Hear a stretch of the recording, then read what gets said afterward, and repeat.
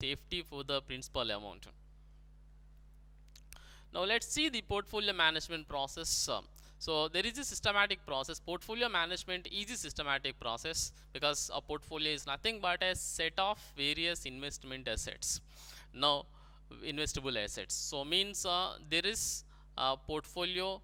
You develop the portfolio including different financial assets. Now after developing the portfolio, you need to manage the portfolio.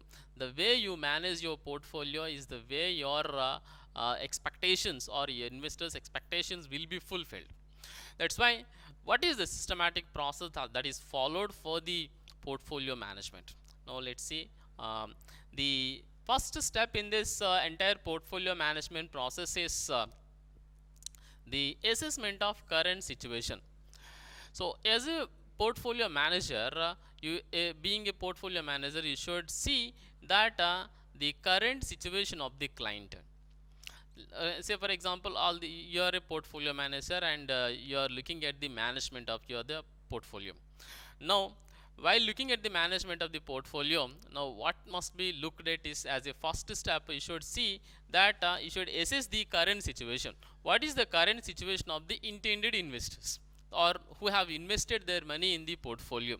What is the current situation? If the current situation is good or like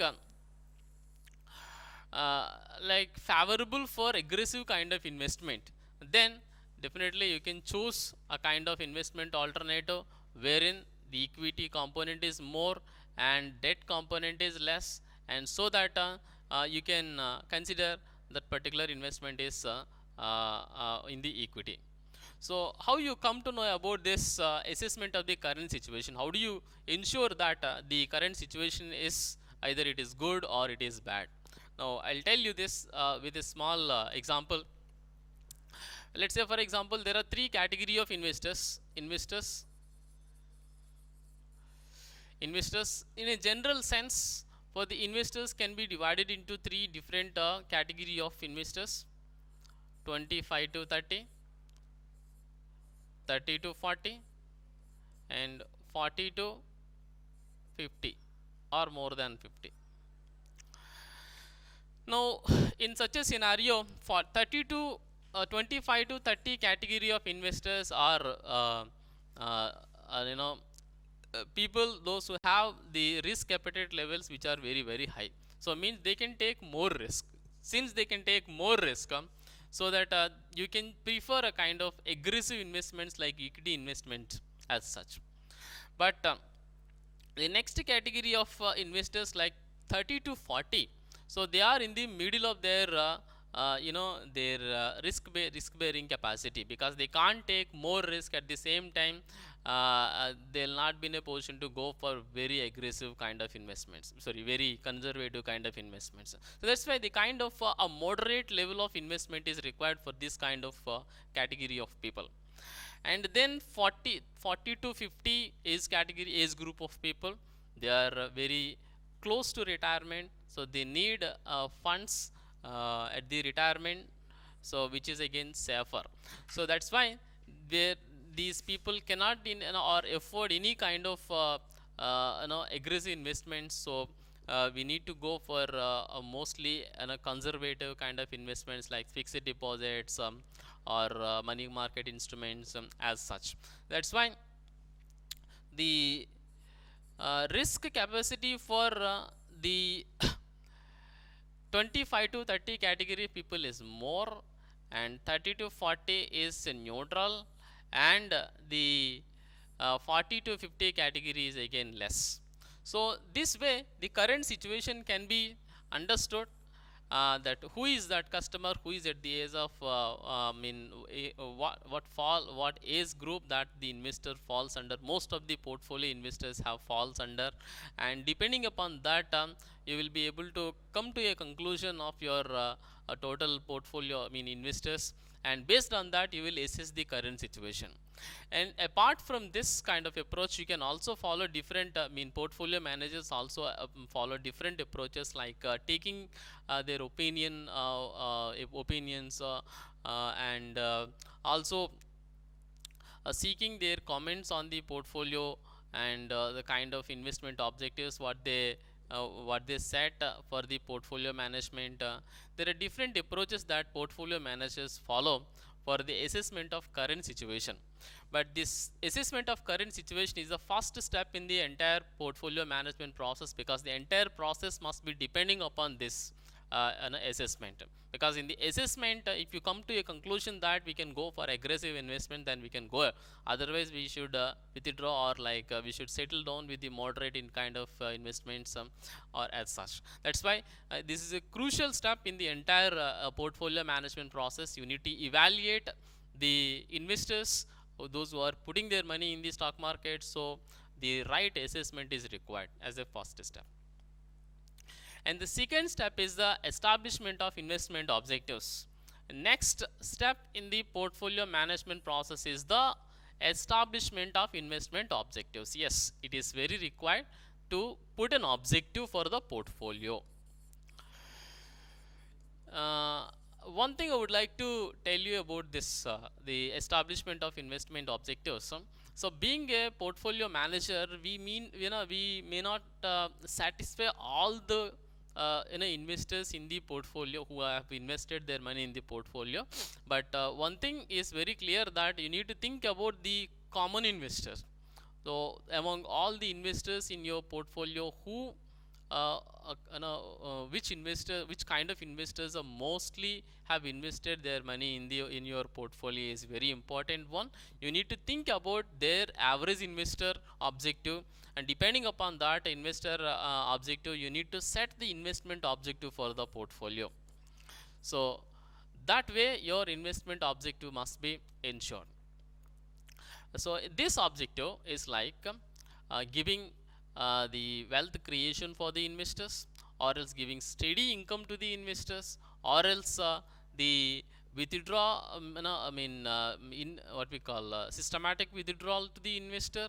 So this way the objective for the portfolio must be kept, and this objective again while setting up of this particular objective, you may also think about the way of what kind of strategies that you are going to follow for fulfilling this particular objective also must be recollected, because while selecting this objective itself, what kind of approach that you are going to follow for fulfilling these objectives must be there.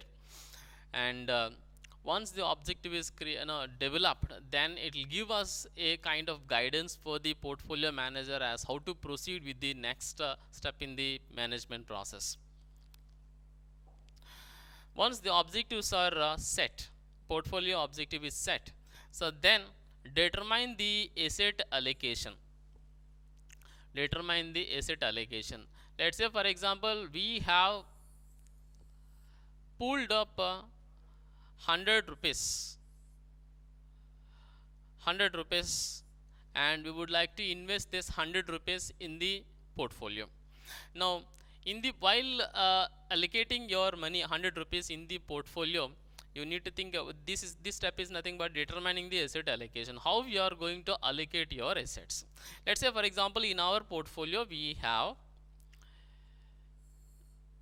different investment alternatives. Let's say we have equity, debt, and what do you call ETFs, exchange traded funds, and gold, real estate, real estate, and we have mutual funds. All these are all different investment alternatives what we have kept in our portfolio. Now in this entire range of investment alternatives what we have selected, how do we allocate this 100 rupees? So how much to be kept in what kind of investment alternative? This is nothing but determining the asset allocation. So while determining the asset allocation, you should think about now we need to distribute this 100 rupees across different investment alternatives. Now how do we distribute is nothing but the asset allocation strategy. Now we have in the previous step we have a data of the investment objectives. So what investment objective that we have for the portfolio. Now once we set this objective, let's say for example our objective for the portfolio is growth. So most of the investors expects a growth of their capital. Now that is what is set objective for the portfolio. Now taking this input from the investment objective, now we'll have to select the kind of asset allocation. Now how do we asset allocate the assets means because our objective is the growth of capital. So since we are expecting the growth of capital in the long run, so that we will have to invest mostly our money in aggressive investment alternatives like equity and high risk related instruments. Now in such a scenario, most of the money what we are investing in the market, the portfolio should be invested in high risk alternatives. So high risk investment alternatives you can choose among this pure equity mutual funds. Equity mutual funds, if they are, then these are the high risk investment alternatives. So for an example, I would like to allocate this for the growth capital growth objective. It can be like equity 60%, another mutual funds 20%, 70, 10%, 80, 5, 85, 90, 10. So this way we reduced our investment into the conservative investments, and we have increased most of our investments into high risk investment alternatives because our objective is a growth of capital. In case if our growth, our objective is not a growth, but our objective is the safer income, then in such a scenario we may increase this debt portion to a greater extent and then reduce this equity capital to a very we will keep this equity component as a very less. So this is what is known as the asset allocation is. Next one is the selecting the investment options. So what are the different investment options must be selected? So now investment options like there are two different investment options that are possible for the investor, portfolio manager, that is active portfolio management and then passive portfolio management. So in case if we want to manage the portfolio actively, means you need to think about every time how the markets are performing, and is there any underperformer in our portfolio.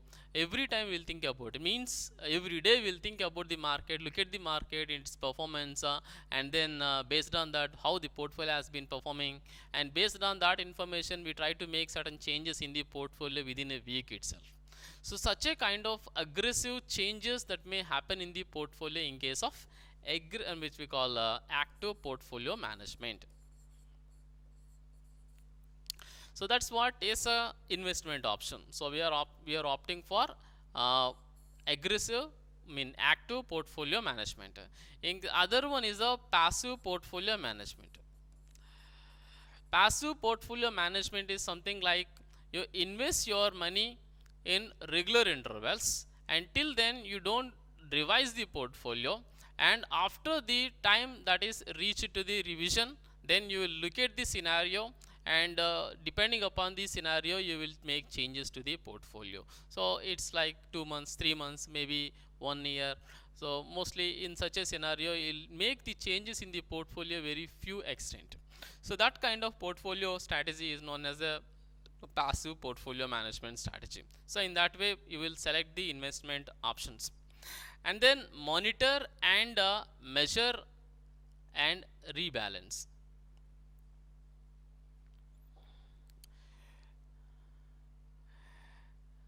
And the next one is the selecting the investment options. So selecting the investment options mean what kind of investments that must be selected for the what kind of investment alternatives must be selected for the investment. Now in such a scenario, you can choose various investment alternatives like equity, debt capital, debt investment, or equity based mutual fund, debt based mutual fund, or real estate mutual funds, or else pure research mean real estate funds, or else the combination of debt and equity mutual funds. So in that way we will select the investment options. So these investment options decide the uh, growth of capital and the performance of the portfolio. So this is what is the selection of selecting the investment options. And then monitor, measure, and rebalance. Another important step in the portfolio management process is monitoring, measuring, and rebalancing. All these three are quite connected. First thing, we will monitor it. So monitor in the sense how the portfolio is performing, whether the portfolio is performing well as per the objective or not. In case if the object as per the objective of portfolio is not performing well, then in such a scenario what we do is, so simply we will make modifications to the portfolio, make changes, revisions to the portfolio, and then we will rebalance the portfolio. So that's why we will monitor and measure the portfolio, and finally in case of it is required, then we will again rebalance the portfolio to match the portfolio performance with the expected performance. So this is what is another and the last step in the portfolio management process. Okay, this is nothing but a portfolio management process. So in this way, even if you can also develop your own portfolio, and you can manage your portfolio in this way in your personal life. So that's what is the portfolio management process is. Now let's conclude the topic by saying that the portfolio management is a process that not only useful but also essential for an investor who hopes to exploit his or her investment capital to the fullest possible extent, because in the portfolio management we ensure the portfolio to be performed well. That's why to the fullest extent the portfolio would be performed, and you will gain advantage by the portfolio management. Now let's see a small quiz on this topic. So what is the collection of investment alternate financial investments like stocks, bonds, commodities and all? What is this collection is called? Portfolio. And ETF stands for exchange traded funds. And then the portfolio analysis helps in tax planning. Do you agree with this statement? Does it helps in tax planning? Exactly, it helps in the tax planning, because in case if you want to plan for the tax, then you will choose a kind of investment alternatives in your portfolio, so that your tax burden will be reduced. So that's why that is true. And then portfolio management is a concept of personal finance. Do you agree with this statement? Exactly, this portfolio management is a process or a concept of personal finance. So that's the end of the topic. Thank you very much for participating.